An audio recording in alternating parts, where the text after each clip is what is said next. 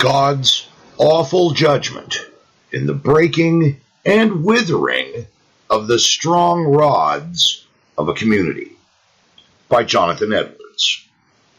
Ezekiel chapter 19, verse 12. Her strong rods were broken and withered. In order to a right understanding and improvement of these words, these four things must be observed concerning them. Number one, who she is that is here represented as having had strong rods. In other words, the Jewish community, who here, as often elsewhere, is called the people's mother. She is here compared to a vine planted in a very fruitful soil, verse 10. The Jewish church and state is often elsewhere compared to a vine, as in Psalm 80, verse 8, etc.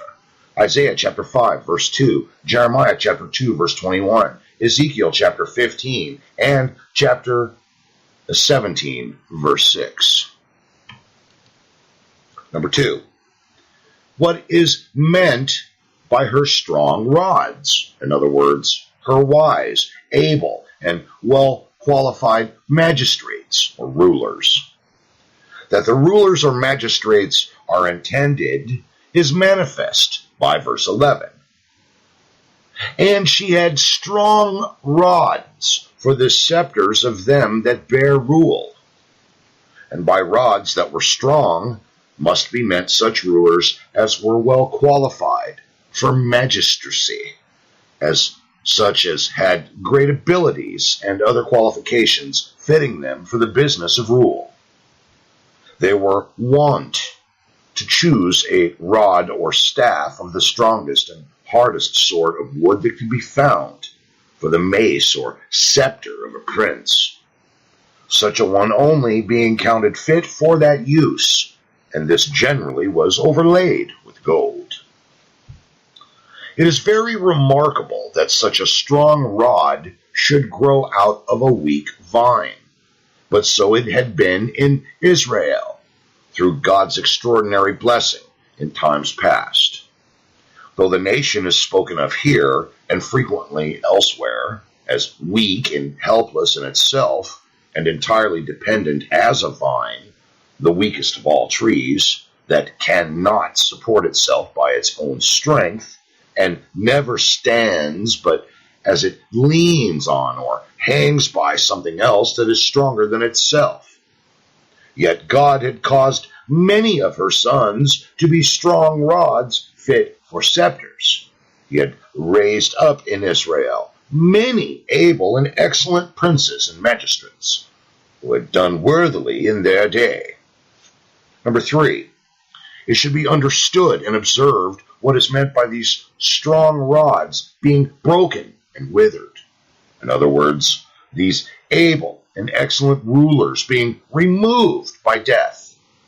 Men's dying is often compared in Scripture to the withering of the growth of the earth. Number four, it should be observed after what manner the breaking and withering of these strong rods is here spoken of. In other words, as a great and awful calamity that God had brought upon that people. It is spoken of as one of the chief effects of God's dreadful displeasure against them. But she was plucked up in fury. She was cast down to the ground, and the east wind dried up her fruit. Her strong rods were broken and withered. The fire had consumed them.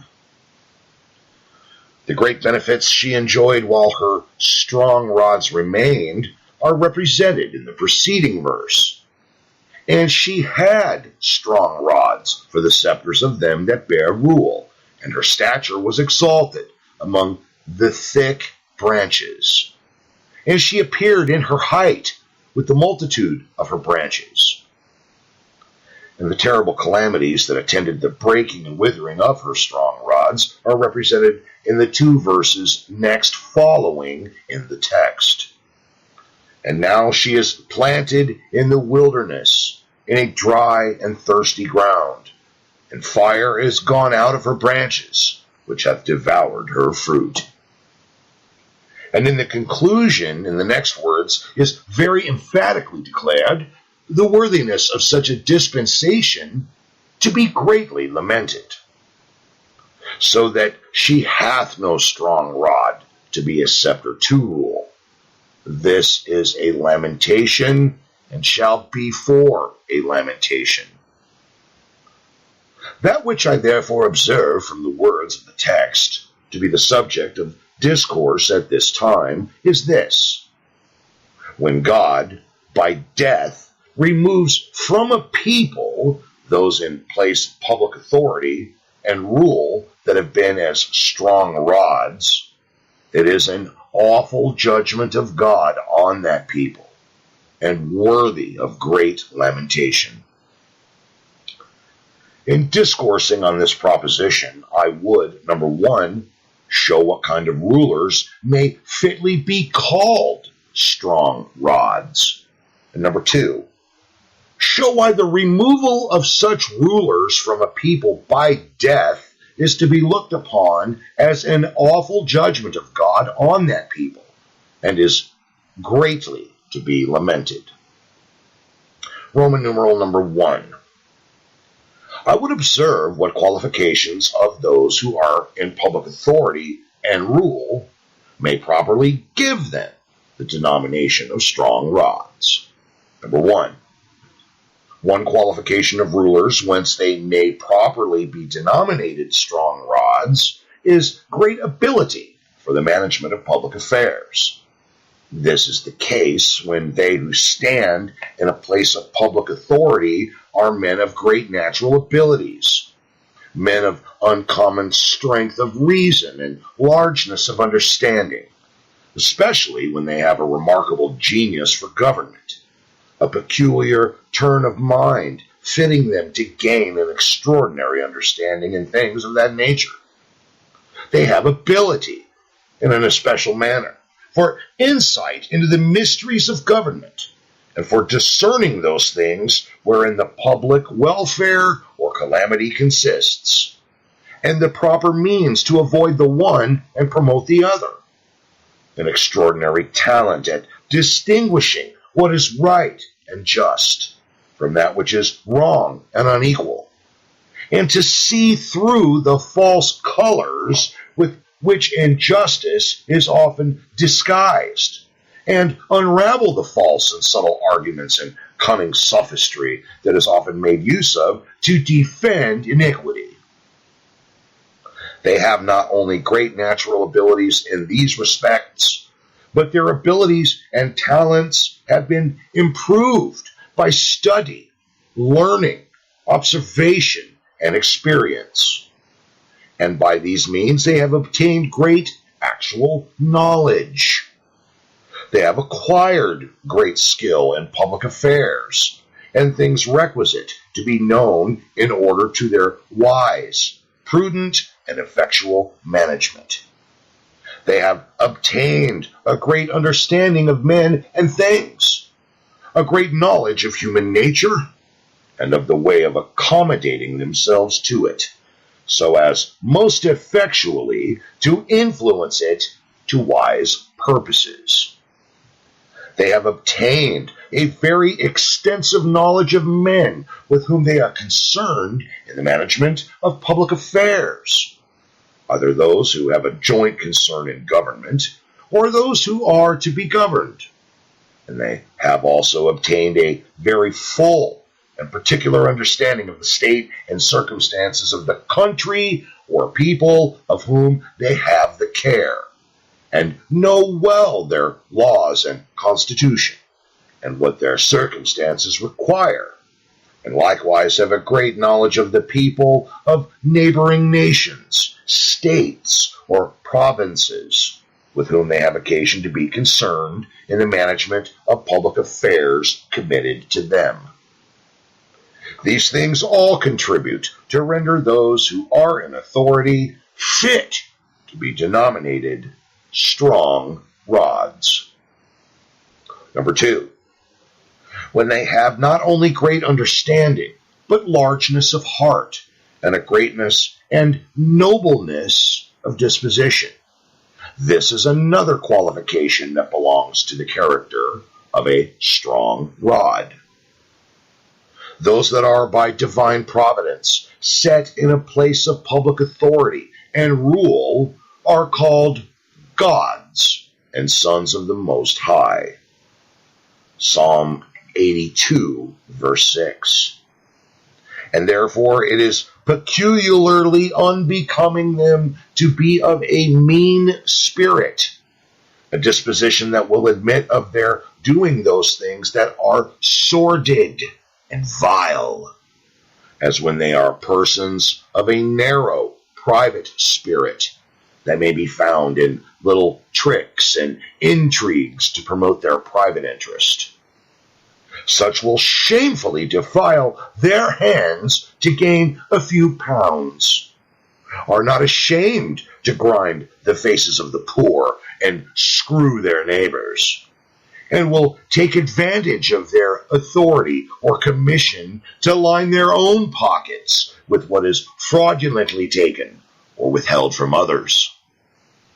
When a man in authority is of such a mean spirit, it weakens his authority and makes him justly contemptible in the eyes of men, and is utterly inconsistent with his being a strong rod. But on the contrary, it greatly establishes his authority and causes others to stand in awe of him when they see him to be a man of greatness of mind, one that abhors those things that are mean and sordid, and not capable of a compliance with them, one that is of a public spirit and not of a private, narrow disposition, a man of honor and not of mean artifice and clandestine management or filthy lucre, one that abhors trifling and impertinence, or to waste away his time, that he should be spent in the service of God, his king, and his country, in vain amusements and diversions, and in the pursuit of the gratifications of sensual appetites. God charges the rulers in Israel that pretended to be their great and mighty men with being mighty to drink wine, and men of strength to mingle strong drink.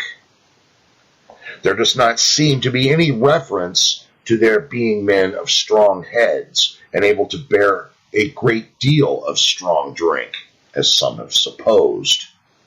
There is a severe sarcasm in the words, for the prophet is speaking of the great men, princes, and judges in Israel, as appears by the next verse following, which should be mighty men, strong rods, men of eminent qualifications, excelling in nobleness of spirit, of glorious strength and fortitude of mind. But instead of that, they were mighty or eminent for nothing but gluttony and drunkenness. Number 3, when those that are in authority are endowed with much of a spirit of government, this is another thing that entitles them to be the denomination, or that entitles them to the denomination of strong rods. They not only are men of great understanding and wisdom in affairs that appertain to government, but also have a peculiar talent at using their knowledge and exerting themselves in this great and important business, according to their great understanding in it. They are men of eminent fortitude and are not afraid of the faces of men, are not afraid to do the part that properly belongs to them as rulers, as though they meet with great opposition, and the spirits of men are greatly irritated by it. They have a spirit of resolution and activity, so as to keep the wheels of government in proper motion, and to cause judgment and justice to run down as a mighty stream. They have not only a great knowledge of government and the things that belong to it in theory, but it is, as it were, natural to them to apply the various powers and faculties with which God has endowed them, and the knowledge that they have obtained by study and observation to that business, so as to perform it most advantageously and effectually. Number 4, stability and firmness of integrity, fidelity, and piety in the exercise of authority is another thing that greatly contributes to and is very essential in the character of a strong rod. He is not only a man of strong reason and great discernment to know what is just, but is a man of strict integrity and righteousness, firm and immovable in the execution of justice and judgment. He is not only a man of great ability to bear down vice and immorality, but has a disposition agreeable to such ability, is one that has a strong aversion to wickedness and is disposed to use the power God has put into his hands to suppress it, and is one that not only opposes vice by his authority, but by his example. He is one of inflexible fidelity, who will be faithful to God, whose minister he is, to his people for good, and who is immovable in his regard to his supreme authority, his commands, and his glory, and will be faithful to his king and country. He will not be induced by the many temptations that attend the business of men in public authority, basely to betray his trust, will not consent to do what he thinks not to be for the public good, for his own gain or advancement, or any private interest. He is well principled and firm in acting agreeably to his principles, and will not be prevailed with to do otherwise through fear or favor, to follow a multitude, or to maintain his interest in any upon whom he depends for the honor or profit of his place, whether it be prince or people, and is also one of that strength of mind whereby he rules his own spirit. These things very eminently contribute to a ruler's title to the denomination of a strong rod. Number 5.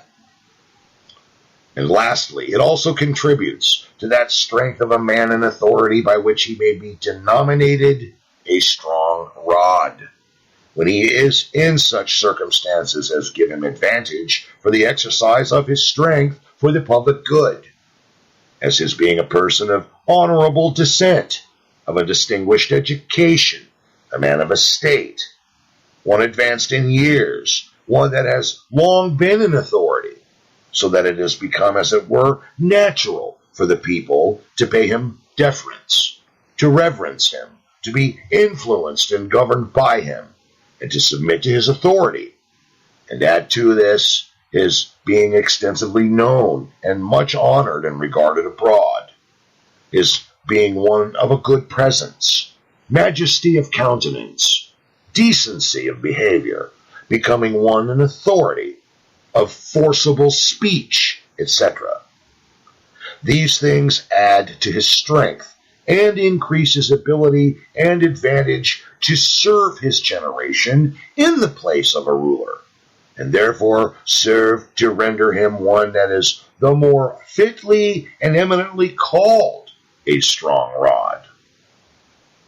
I now proceed, Roman numeral number 2, to show that when such strong rods are broken and withered by death, it is an awful judgment of God on the people who are deprived of them, and worthy of great lamentation, and that on 2 accounts. Number 1, by reason of the many positive benefits and blessings to a people that such rulers are the instruments of. Almost all the prosperity of a public society and civil community does, under God, depend on their rulers. They are like the mainsprings or wheels in a machine that keep every part in its due motion, and are in the body politic, as the vitals in the body natural, and as the pillars and foundation in a building. Civil rulers are called the foundations of the earth. Psalm 82 and 9, verse 3. The prosperity of a people depends more on their rulers than is commonly imagined. As they have the public society under their care and power, so they have advantage to promote the public interest every way. And if they are such rulers as have been described, they are some of the greatest blessings to the public. Their influence has a tendency to promote wealth and cause temporal virtue amongst them, and so unite them one to another in peace and mutual benevolence, and make them happy in society, each one the instrument of his neighbor's quietness, comfort, and prosperity, and by these means to advance their reputation and honor in the world, and which is much more to promote their spiritual and eternal happiness. Therefore, the wise man says, Ecclesiastes chapter 10, verse 17, Blessed art thou, O land, when thy king is the son of nobles. We have a remarkable instance and evidence of the happy and great influence of such a strong rod as has been described to promote the universal prosperity of a people in the history and of the reign of Solomon. Though many of the people were uneasy under his government and thought him too rigorous in his administrations. See 1 Kings chapter 12, verse 4. Judah and Israel dwelled safely, every man under his vine and under his fig tree, from Dan even to Beersheba, all the days of Solomon. 1 Kings chapter 4, verse 25. And he made silver to be among them as stones for abundance. Chapter 10, verse 27. And Judah and Israel were many, eating and drinking and making merry. The queen of Sheba admired and was greatly affected with the happiness of the people under the government of such a strong rod. 1 Kings chapter 10, verses 8 and 9. Happy are thy men, says she. Happy are these thy servants which stand continually before thee, and that hear thy wisdom. Blessed by the Lord thy God, which delighted in thee, to set thee on the throne of Israel forever. Therefore made he thee king, to do judgment and justice. The flourishing state of the kingdom of Judah, while they had strong rods for the scepters of them that bear rule, is taken notice of in our context. Her stature was exalted among the thick branches, and she appeared in her height with the multitude of her branches. Such rulers are eminently the ministers of God to his people for good. They are great gifts of the Most High to a people, blessed tokens of his favor and vehicles of his goodness to them. And therein are images of his own Son, the grand medium of all God's goodness to fallen mankind, and therefore all of them are called sons of the Most High. All civil rulers, as if they are as they ought to be, such strong rods as have been described, will be like the Son of the Most High, vehicles of good to mankind, and like him will be as the light of the morning when the sun riseth, even a morning without clouds, as the tender grass springing up out of the earth by clear shining after rain. And therefore, when a people are bereaved of them, they sustain an unspeakable loss, and are the subjects of a judgment of God that is greatly to be lamented. Number 2, on account of the great calamities such rulers are a defense from. Innumerable are the grievous and fatal calamities which public societies are exposed to in this evil world, from which they can have no defense without government. They are like a city broken down without walls, encompassed on every side by enemies, and become unavoidably subject to all manner of confusion and misery. Government is necessary to defend communities from miseries from within themselves, from the prevalence of intestine discord, mutual injustice, and violence. The members of the society continually making a prey of one another without any defense from each other. Rulers are the heads of union in public societies that hold the parts together, without which nothing else is to be expected than that the members of the society will be continually divided against themselves, every one acting the part of an enemy to his neighbor, everyone's hand against every man, and every man's hand against him, going on in remediless and endless broils and jarring, until the society be utterly dissolved and broken in pieces, and life itself in the neighborhood of our fellow creatures becomes miserable and intolerable.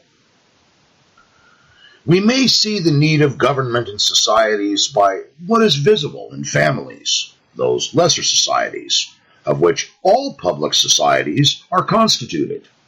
How miserable would these little societies be if all were left to themselves, without any authority or superiority in one above the other, or any head of union and influence among them? We may be convinced by what we see of the lamentable consequences of the lack of a proper exercise of authority and maintenance of government in families, which yet are not absolutely without all authority. No less need is there of government in public societies, but much more, as they are larger. A very few may possibly, without any government, act by concert, so as to concur in what shall be the welfare of the whole. But this is not to be expected among a multitude, constituted of many thousands, of a great variety of tempers and different interests. As government is absolutely necessary, so there is a necessity of strong rods in order to it.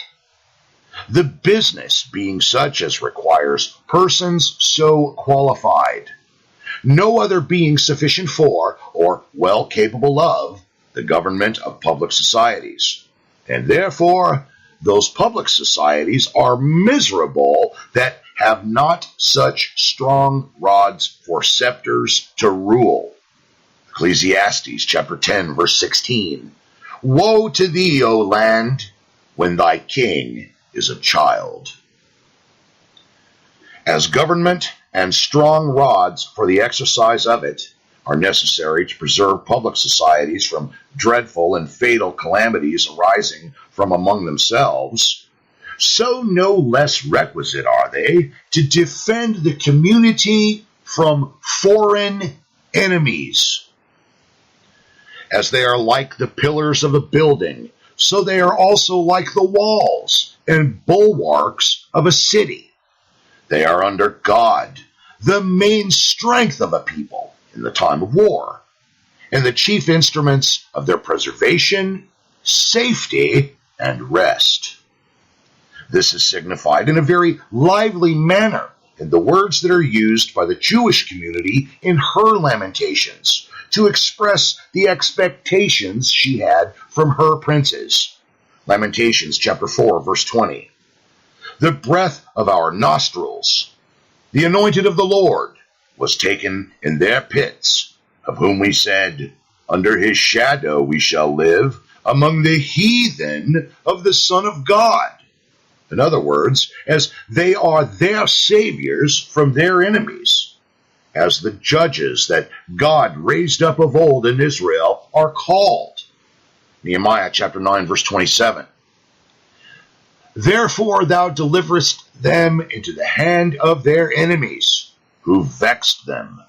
And in the time of their trouble, when they cried unto thee, thou heardest them from heaven.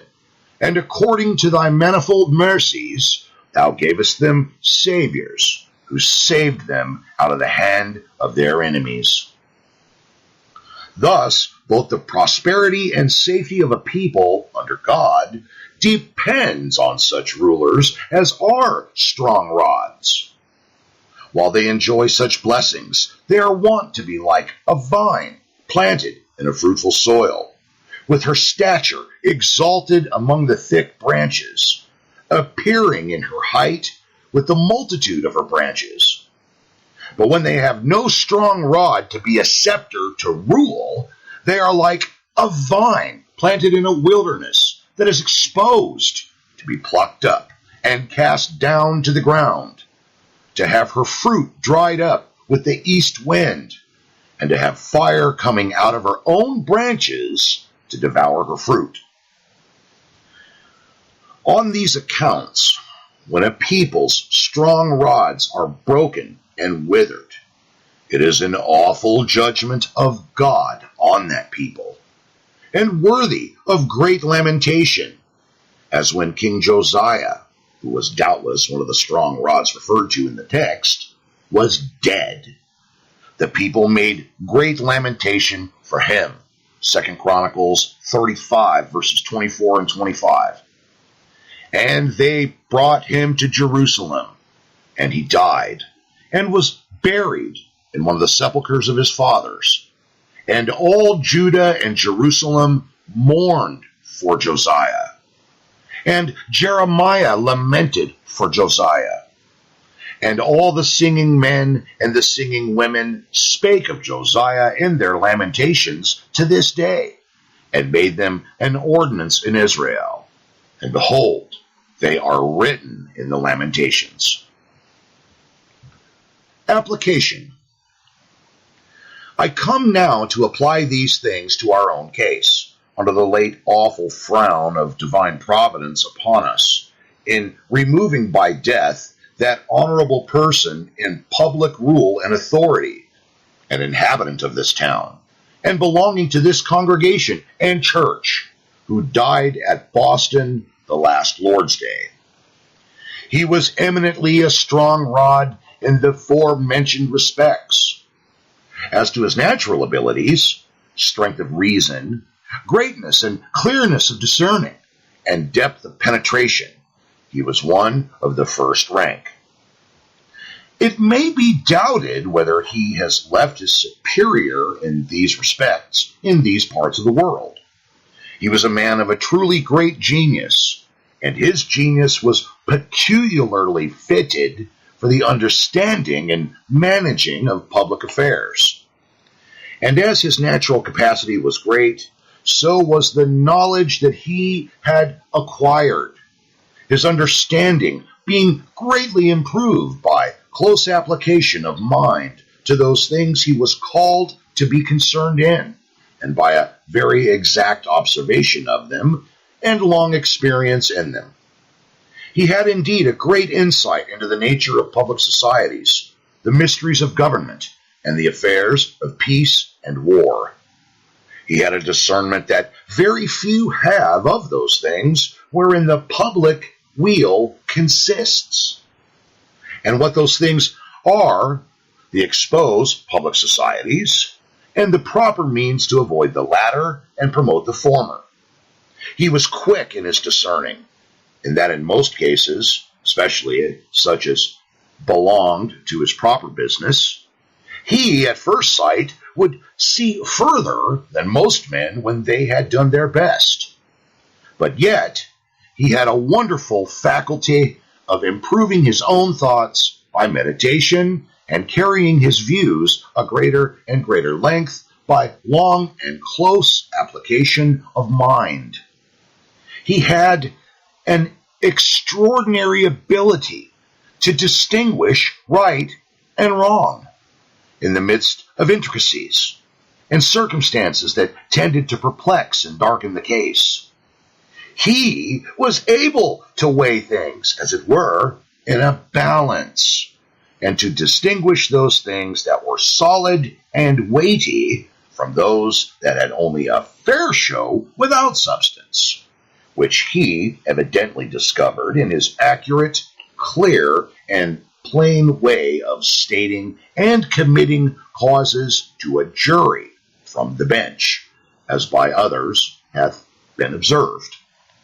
He wonderfully distinguished truth from falsehood, and the most labored cases seemed always to lie clear in his mind, his ideas being properly ranged, and he had a talent of communicating them to everyone's understanding, beyond almost anyone.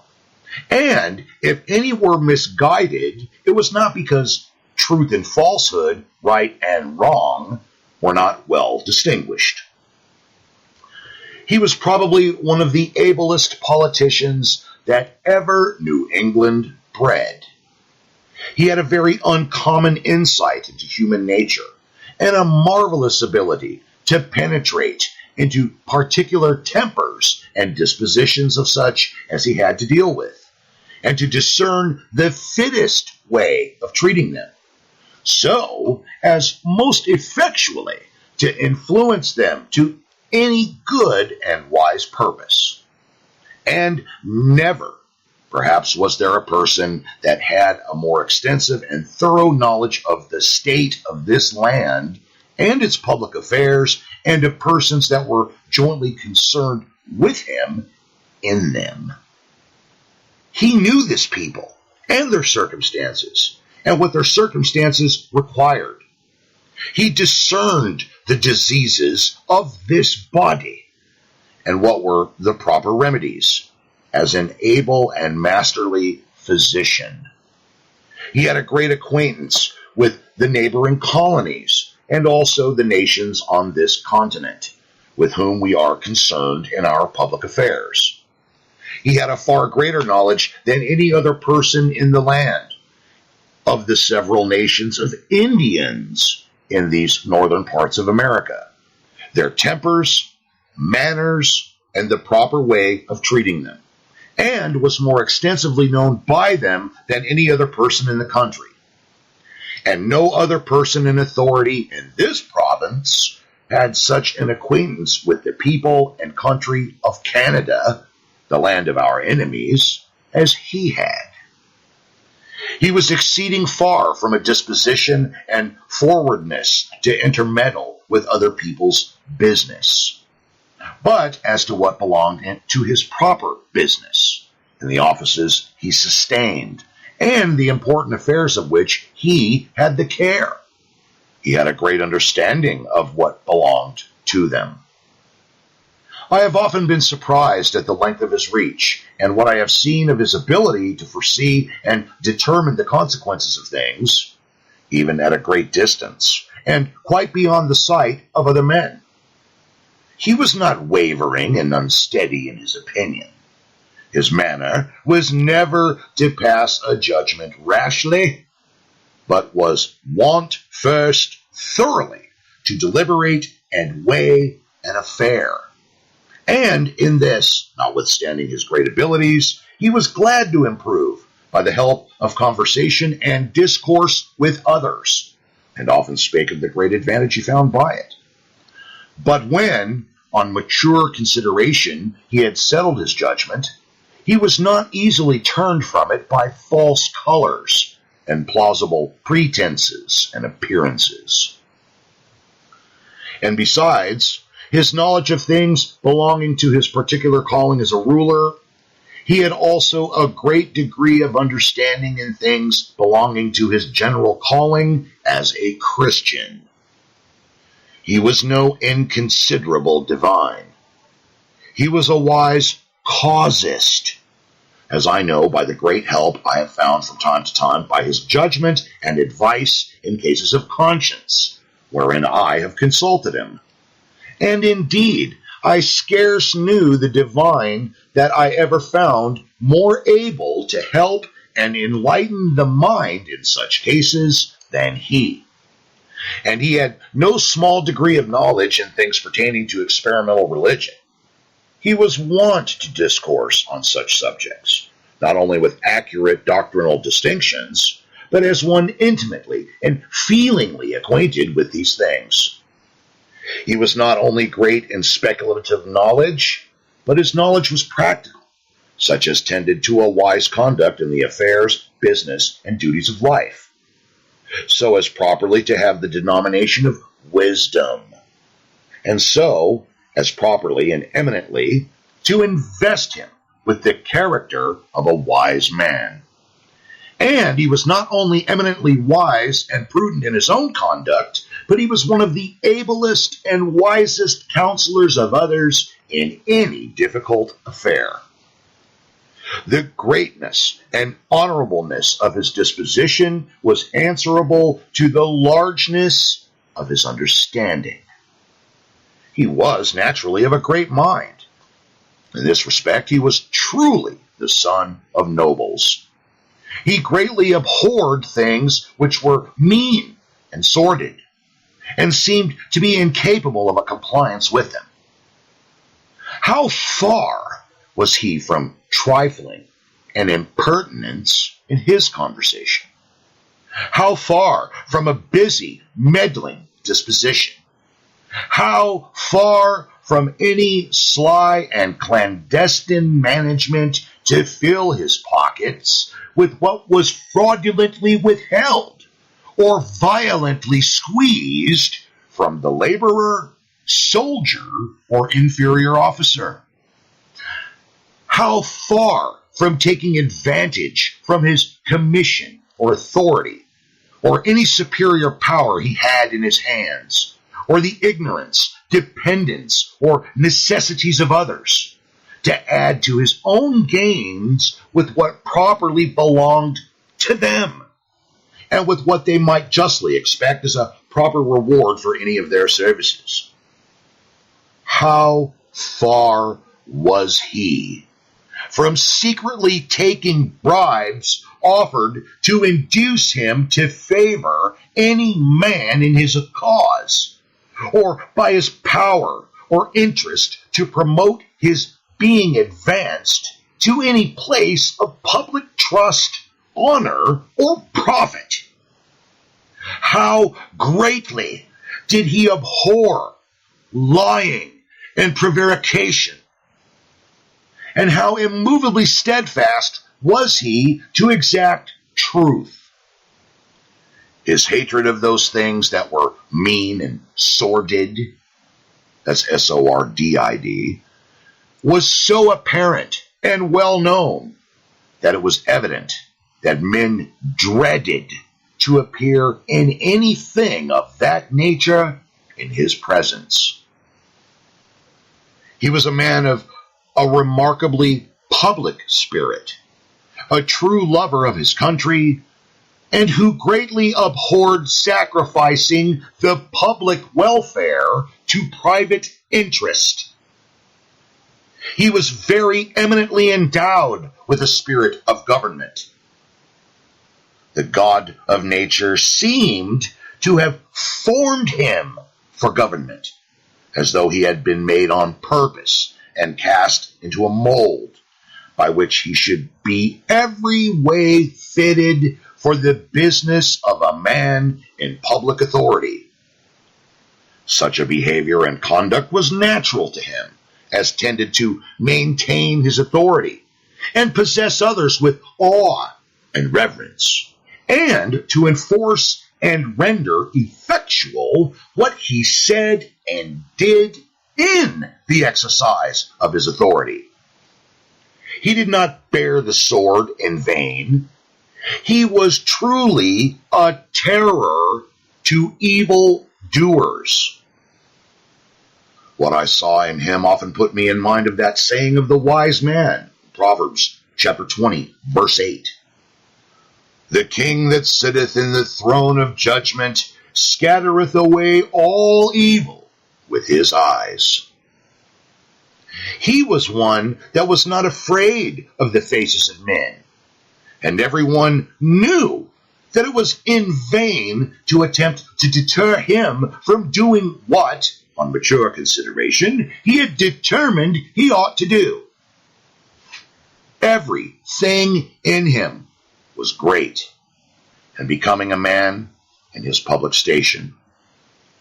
Perhaps never was there a man that appeared in New England to whom the denomination of a great man did more properly belong. But though he was one that was great among men, exalted above others in abilities and greatness of mind, and in the place of rule, and feared not the faces of men, yet he feared God. He was strictly conscientious in his conduct, both in public and private. I never knew the man that seemed more steadfastly and immovably to act by principle and according to rules and maxims, established and settled in his mind by the dictates of his judgment and conscience. He was a man of strict justice and fidelity. Faithfulness was eminently his character. Some of his greatest opponents that have been of the contrary party to him in public affairs, yet have openly acknowledged this of him, that he was a faithful man. He was remarkably faithful in his public trusts. He would not basely betray his trust from fear or favor. It was in vain to expect it. However, men might oppose him or neglect him, and how great soever they were, nor would he neglect the public interest committed to him for the sake of his own ease, but diligently and laboriously watched and labored for it night and day. And he was faithful in private affairs as well as public. He was a most faithful friend, faithful to anyone that in any case asked his counsel, and his fidelity might be depended upon in whatever affair he undertook for any of his neighbors. He was a noted instance of the virtue of temperance, unalterable in it, in all places, in all companies, and in the midst of all temptations. Though he was a man of a great spirit, yet he had a remarkable government of his spirit, and excelled in the government of his tongue. In the midst of all provocations from multitudes he had to deal with, and the great multiplicity of perplexing affairs in which he was concerned, and all the opposition and reproaches of which he was at any time the subject, yet what was there that ever proceeded out of his mouth that his enemies could lay hold of? No profane language, no vain, rash, unseemly, and unchristian speeches.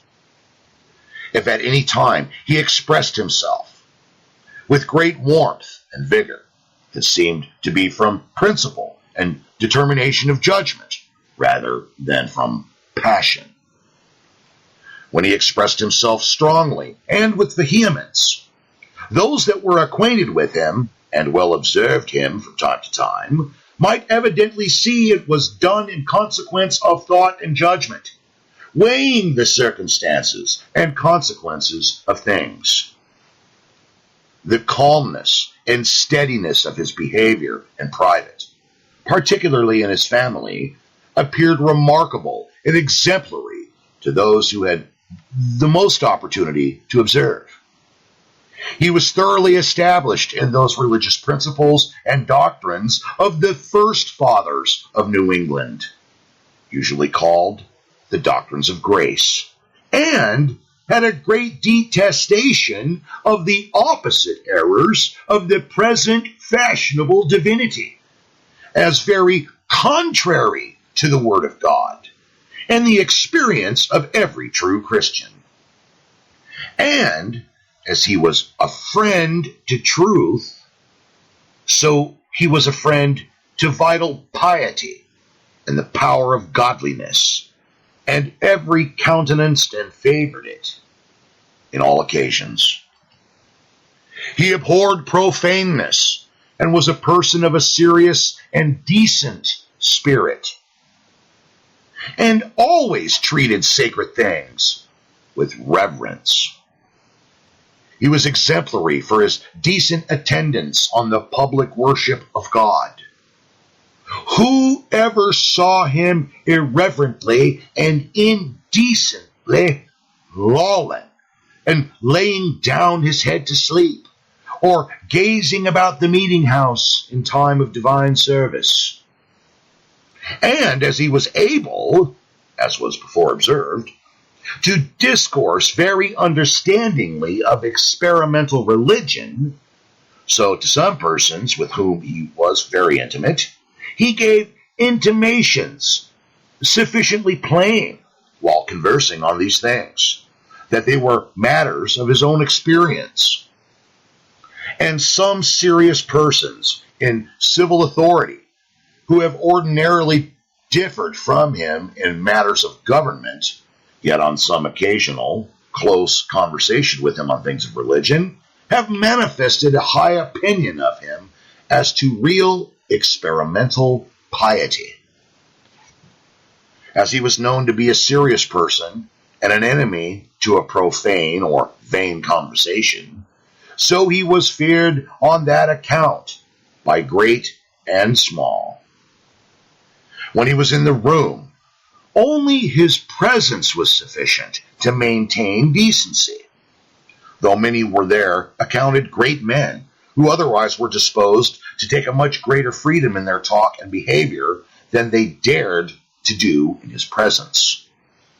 He was not unmindful of death, nor insensible of his own frailty, nor did death come unexpected to him.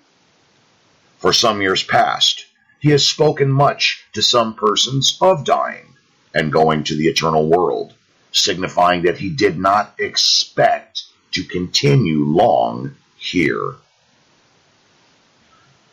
Added to all these things, to render him eminently a strong rod, he was attended with many circumstances which tended to give him advantage for the exerting of his strength for the public good. He was honorably descended, was a man of considerable substance, had been long in authority, was extensively known and honored abroad, was high in the esteem of the many tribes of Indians in the neighborhood of the British colonies, and so had great influence upon them above any other man in New England. God had endowed him with a comely presence and majesty of countenance, becoming the great qualities of his mind and the place in which God had set him. In the exercise of these qualities and endowments, under these advantages, he has been, as it were, a father to this part of the land, on whom the whole county had, under God, its dependence in all its public affairs, and especially since the beginning of the present war. How much the weight of all the warlike concerns of the country, which above any part of the land lies exposed to the enemy, has lain on his shoulders, and how he has been the spring of all motion, and the doer of everything that has been done, and how wisely and faithfully he has conducted these affairs, I need not inform this congregation. You well know that he took care of the county as a father of a family of children, not neglecting men's lives and making light of their blood, but with great diligence, vigilance, and prudence, applying himself continually to the proper means of our safety and welfare. And especially has this his native town, where he has dwelt from his infancy, reaped the benefit of his happy influence. His wisdom has been, under God, very much our guide, and his authority our support and strength. And he has been a great honor to Northampton, and ornament to our church. He continued in full capacity of usefulness while he lived. He was indeed considerably advanced in years, but his powers of mind were not sensibly abated, and his strength of body was not so impaired, but that he was able to go on long journeys in extreme heat and cold, and in a short time. But now, this strong rod is broken and withered, and surely the judgment of God therein is very awful, and the dispensation that which may well be for a lamentation. Probably we shall be more sensible of the worth and importance of such a strong rod by the want of it. The awful voice of God in this providence is worthy to be attended to by this whole province, and especially by the people of this county, but in a more peculiar manner by us of this town. We have now this testimony of the divine displeasure, added to all the other dark clouds God has lately brought over us, and his awful frowns upon us. It is a dispensation, on many accounts, greatly calling for our humiliation and fear before God, an awful manifestation of his supreme, universal, and absolute dominion, calling us to adore the divine sovereignty and tremble at the presence of this great God. And it is a lively instance of human frailty and mortality. We see how that none are out of the reach of death, that no greatness, no authority, no wisdom and sagacity, no honorableness of person or station, no degree of valuableness and importance exempts from the stroke of death. This is therefore a loud and solemn warning to all sorts to prepare for their departure hence.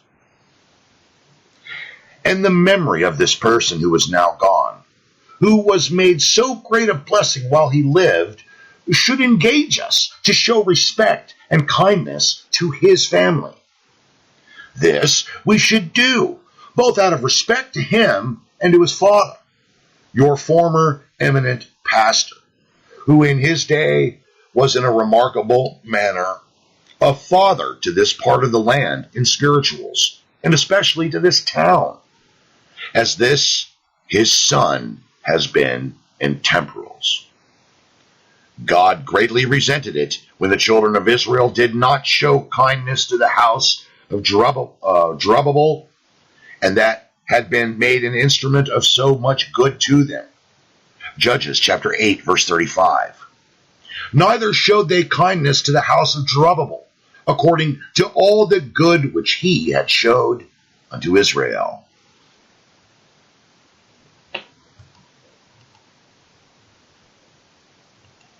Great thou art, then sings my soul, my Savior God to